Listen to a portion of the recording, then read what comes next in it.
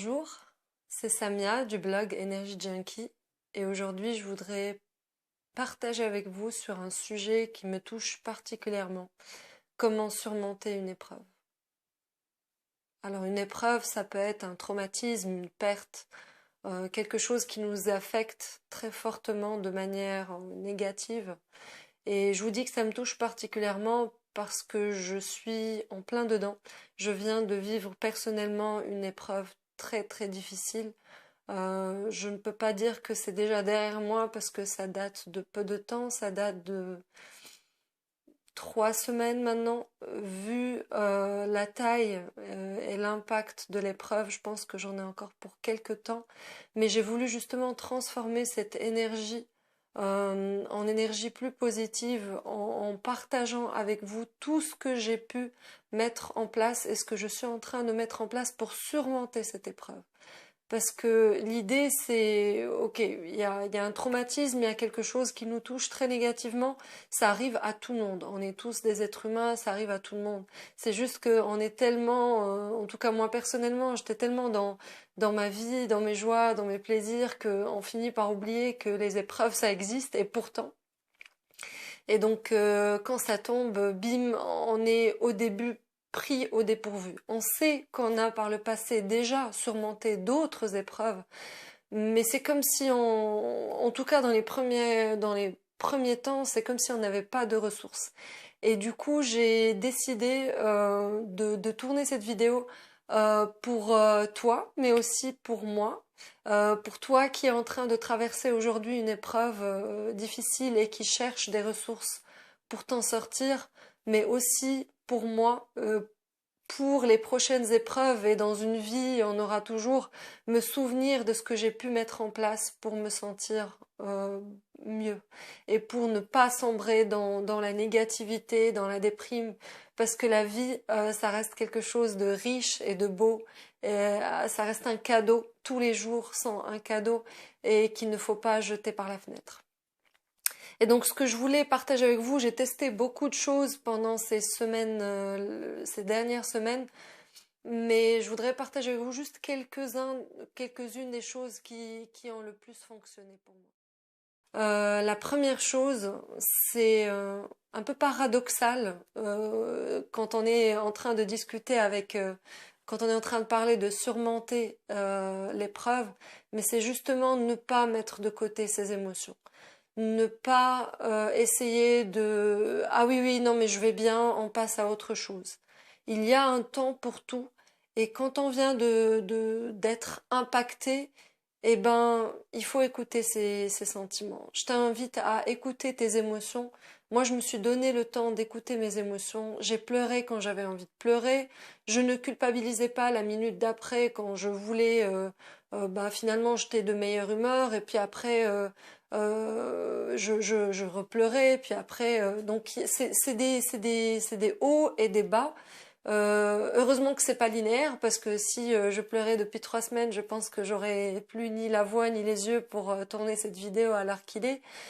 Mais c'est pour dire qu'il faut que ça sorte. Moi, je crois vraiment au pouvoir de laisser s'exprimer notre corps. De toute façon, si la larme existe, si la larme existe, la tristesse existe, si la colère existe, si toute cette palette d'émotions existe, c'est pour que tu les ressentes, c'est pour que je les ressente. Ils ne sont pas là par hasard. Donc ça, c'est une première chose, ne pas essayer de faire taire ces émotions, mais les vivre pleinement, même si ça nous prend aux tripes, même si ça fait mal, mais c'est un moment à passer. Parce que je ne sais pas, je n'ai pas de preuves scientifiques de ça, mais j'ai l'impression que quand on laisse ces émotions à l'intérieur, elles cristallisent, elles donnent des mauvaises choses. C'est comme ça qu'on finit avec des maladies ou des dépressions plus tard, alors qu'il n'y a aucune raison valable pour être déprimé. Et ben pour moi c'est juste un retour de boomerang. C'est parce qu'il y a quelque chose qui est resté à l'intérieur qui n'est pas sorti. Donc ça c'est l'image que moi j'ai en tête et qui fait que je m'autorise à ressentir et à exprimer mes émotions. La deuxième chose c'est vivre un jour à la fois. Quand on vient d'être impacté comme ça, on se dit mais comment je vais pouvoir continuer ma vie avec ce qui vient de m'arriver. Et on se projette sur toute sa vie et on se dit, ok, si je suis en train de pleurer et que je suis triste aujourd'hui, ça va être comme ça pendant tous les prochains jours de ma vie. Bien sûr, c'est une vue complètement erronée de l'esprit. Heureusement qu'on est doté de plusieurs mécanismes dans l'oubli, et puis la vie est longue et ramènera aussi de très très beaux événements qui vont nous faire oublier les événements négatifs. Donc, pensez juste à la journée qui est devant vous. Alors, ça dépend des gens, mais moi, les moments qui étaient le plus difficiles, c'était au réveil. C'est-à-dire se lever et réaliser que ce qui s'est passé, c'est réellement passé, que c'était pas un rêve. À partir de ce moment-là, vu que je savais que le matin c'était le moment le plus difficile, ce que je faisais c'est que je me levais et que j'essayais d'écrire. J'essayais de me lister ce que je voudrais mettre en place juste pour passer cette journée. Quels sont les plaisirs que je vais m'autoriser? Qu'est-ce qui risque d'arriver? Est-ce qu'il y a quelque chose que je peux faire pour rendre ma journée plus facile? Juste cette journée-là, juste une journée à la fois. Euh, Parce que quand on se projette trop loin, eh ben on ne voit, après des événements traumatisants comme ça, on ne voit que du noir, on ne voit que des nuages. Donc surtout, moi qui adore me projeter, qui adore voir l'avenir, ne te projette pas. Si tu es en train de passer par une épreuve difficile, pense juste à comment passer cette journée là. La troisième chose, c'est un c'est un peu, encore une fois, paradoxal, mais quand on passe par un mauvais moment, c'est vraiment le moment où on a besoin de toutes nos ressources, de tout. On a besoin d'être consolé, d'être encouragé, d'être avec ses amis. Et bizarrement, c'est le moment où on s'isole. On a tendance à s'isoler. En tout cas, de mon expérience, je n'avais pas envie d'aller vers les gens parce que je savais qu'ils allaient me parler de ma perte, m'adresser leurs condoléances, ça dépend des cas, mais si c'est quelque chose qu'on a partagé avec les gens, on va recevoir des mots qui vont encore nous rappeler ce qui s'est passé. Et du coup, ça serait un choix assez facile, on va dire, de choisir de s'isoler. Je ne te conseille pas du tout de faire ce choix-là, parce que plus tu vas différer le moment où tu vas te replonger dans la vraie vie, plus ce moment-là va être difficile et plus tu vas le redouter, plus tu vas te créer des scénarios par rapport à ce qui va se passer. Moi personnellement, c'était quelque chose qui affectait également ma santé, donc mon médecin m'a demandé si je voulais prolonger mon arrêt, ne pas retourner directement au travail.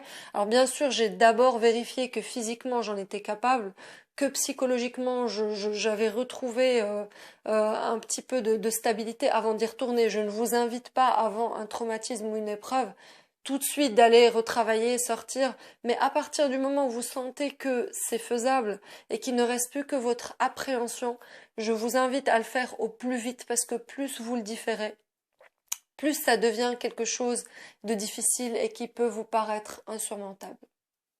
La quatrième chose, alors je vous parle de choses un peu pêle-mêle, je ne sais pas si en ordre chronologique elles se suivent. En tout cas, celle-ci, la quatrième dont je veux vous parler, dont je veux te parler, je pense qu'elle arrive quand même un peu plus tard dans le process. Donc après, ça dépend des gens, ça dépend de l'impact, mais c'est pas quelque chose auquel on pense dans les premières heures ou dans les premières journées après avoir vécu une épreuve difficile. Mais c'est d'essayer de donner ou de trouver du sens. Je sais que c'est difficile, mais essaye de te demander qu'est-ce qu'il y a pour moi dans cette épreuve. Quel est le cadeau? Alors oui, c'est très difficile de trouver un cadeau dans une perte ou dans quelque chose qui nous impacte, très négativement, mais il faut le chercher, il faut trouver le sens, il faut que tu trouves comment est-ce que cette épreuve va pouvoir te faire grandir. Parce que c'est en lui donnant du sens que tu pourras la dépasser. Sinon, ça sera juste le sort s'acharne contre moi. Et ça, c'est quelque chose, c'est une pensée qui est très négative et qui est très difficile à porter et qui ne n'aide pas à dépasser l'événement. Moi, je crois sincèrement que tout ce qui nous arrive dans la vie nous arrive pour une raison et cette raison est en général de nous faire grandir, de nous faire découvrir d'autres ressources en nous et autour de nous qu'on ne connaissait pas. Donc je t'invite réellement à essayer dès que tu peux, dès que tu es sorti de la première étape, d'écouter tes émotions de tristesse, de colère, d'essayer de trouver du sens à cette épreuve-là. La cinquième chose est aussi quelque chose auquel je crois très sincèrement. C'est quelque chose qu'on ne peut pas mettre en place au moment où on reçoit cette épreuve. C'est quelque chose qu'on met en place vraiment en amont. Mais je t'en parle aujourd'hui parce que ça m'a énormément aidé et parce que je vois que d'une épreuve à une autre, j'ai de plus en plus de ressources, notamment grâce à ça. C'est le pouvoir des routines. C'est le pouvoir d'avoir des références, des choses dans notre vie qui sont mises en place, un cadre, euh, des mécanismes ou des choses qu'on met en place sans même y penser et qui vont permettre de nous porter et de nous faire aller de l'avant. Moi personnellement, je pense à des routines comme le sport. C'est quelque chose que j'ai découvert le sport vraiment sur le tard. J'en ai jamais fait avant l'âge de mes 25 ans. Au moment où j'ai découvert, j'ai eu de la chance de tomber sur un sport qui me passionne vraiment.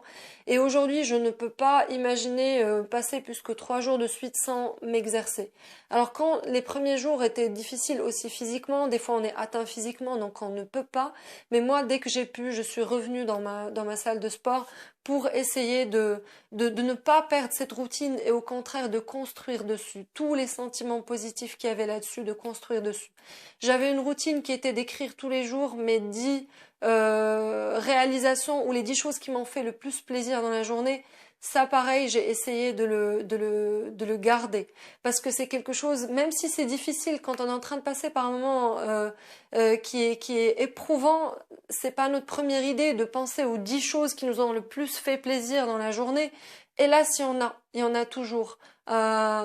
Et il faut essayer de focaliser dessus pour passer à la suite au lieu de rester focalisé sur ce qui ne marche pas et ce qui ne va pas. Encore une fois, ça peut vous paraître peut-être un petit peu contradictoire avec ce que j'ai dit dans le point 1, qui est d'écouter ses émotions. Je ne vous invite pas à fuir vos émotions et à construire des fausses raisons d'être joyeux ou quand je vous dis de lister les 10 choses qui vous ont fait du bien dans la journée, il y en a toujours. Si vous faites l'exercice, vous allez trouver. Ça peut être quelque chose de vraiment très basique, comme le fait d'apprécier un aliment ou un repas, d'apprécier un appel d'un ami. C'est quelque chose qui en temps normal va vous sembler banal, mais qui dans un temps difficile comme celui que tu es en train de traverser, va te sembler d'une grande aide. Deuxième chose qui m'a beaucoup aidée, c'est changer d'environnement, ne pas rester au même endroit. Alors, j'avais tendance au début à vouloir rester à la maison, à écouter toute la tristesse et tout le scénario de perte que j'avais en tête. Et puis à un moment, je me suis dit, il faut sortir, il faut aller faire autre chose. Alors, je suis sortie voir des amis, aller dans des cafés que j'apprécie d'habitude, aller cueillir des fraises. C'est la saison des fraises actuellement, donc mon chéri et moi, on est allés cueillir des fraises. Je me suis organisé une petite escapade où je vais pouvoir partir bientôt. Chacun selon vos moyens, essayez de ne pas rester embourbé dans l'endroit où vous avez reçu la mauvaise nouvelle, où vous avez été les premières heures. Essayez de changer d'environnement, essayez d'aller voir ailleurs, d'aller vous changer les idées. Le dernier conseil que je peux partager avec toi, c'est des fois, tout ça ne suffit pas. On a beau changer d'environnement, écouter ses émotions, essayer de faire des choses qui nous faisaient plaisir auparavant, ça ne fonctionne pas. La tristesse est trop grande, la perte est trop grande, on se sent tout simplement incapable d'y arriver tout seul. Et ben la bonne nouvelle, c'est que tu n'es jamais tout seul. On n'est jamais tout seul. On a toujours des ressources. Les ressources peuvent être très différentes. Ça peut aller de lire un livre, regarder une vidéo comme celle-ci. Moi, j'en ai regardé quelques-unes depuis que j'ai reçu la mauvaise nouvelle. Ça peut aller plus loin, consulter un expert, ça dépend du domaine, ça peut être un coach, ça peut être un thérapeute, ça peut être un médecin, ça peut être un groupe de parole, mais essaye de lister toutes les ressources extérieures cette fois-ci qui peuvent t'aider, les amis sur qui tu peux compter ou, comme j'ai dit avant, des experts du domaine, des coachs, des thérapeutes qui peuvent t'aider. Il n'y a pas de honte, aucune honte à aller chercher de l'aide extérieure quand on en a besoin. Voilà, donc j'arrive à la fin de ma vidéo, j'espère que ça va t'aider. Je suis de tout cœur avec toi, même si je ne sais pas quelle est ton épreuve et ce qui t'arrive actuellement. Pour avoir à regarder ou à chercher à surmonter une épreuve. Peut-être que tu es aussi en train de regarder cette vidéo parce que tu veux venir en aide à une personne qui est en train de traverser une épreuve. En tout cas, moi, je suis dedans, donc je sais ce que ça fait. J'ai essayé de donner des conseils qui ont marché pour moi les derniers jours. Si tu regardes cette vidéo, si tu as d'autres choses qui ont fonctionné pour toi, n'hésite pas à les partager en commentaire pour que ça serve à d'autres personnes. Et si cette vidéo t'a aidé, n'hésite pas à la partager avec des personnes qu'elle pourra également aider. À très bientôt et bon courage.